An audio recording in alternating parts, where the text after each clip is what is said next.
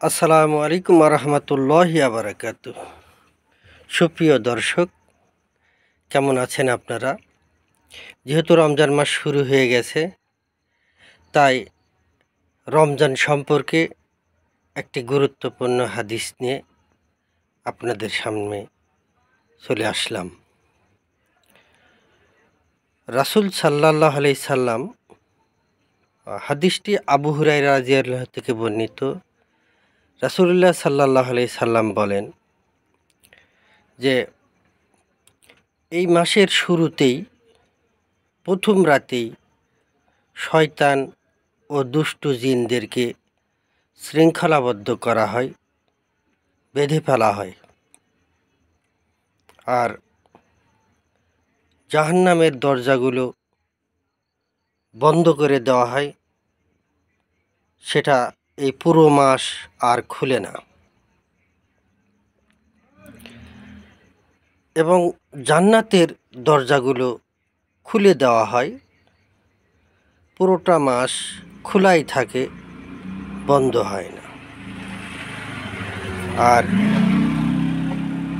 একজন আহ্বানকারী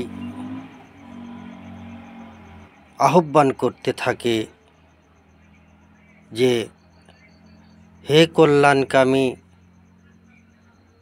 তোমরা কল্যাণের দিকে অগ্রসর হও। আর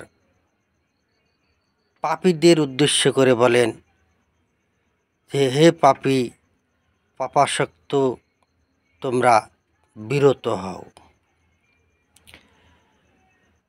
অর্থাৎ একজন ঘোষক এইভাবে পুরো মাস ঘোষণা দিতে থাকে যে এটা এমন একটি বরকতময় মাস, যে মাসে তোমরা পাপ থেকে বিরত হয়ে নিজেকে পাপমুক্ত করে সংশোধন করে নাও। আর এইভাবে আল্লাহ তাআলা পুরাই মাস জান্নাতের দরজা খুলে দিয়ে জাহান্নামের দরজা বন্ধ করে বহু মানুষকে জাহান্নাম থেকে মুক্ত করার একটা ব্যবস্থা করেন, এবং এটা চলে এইভাবে।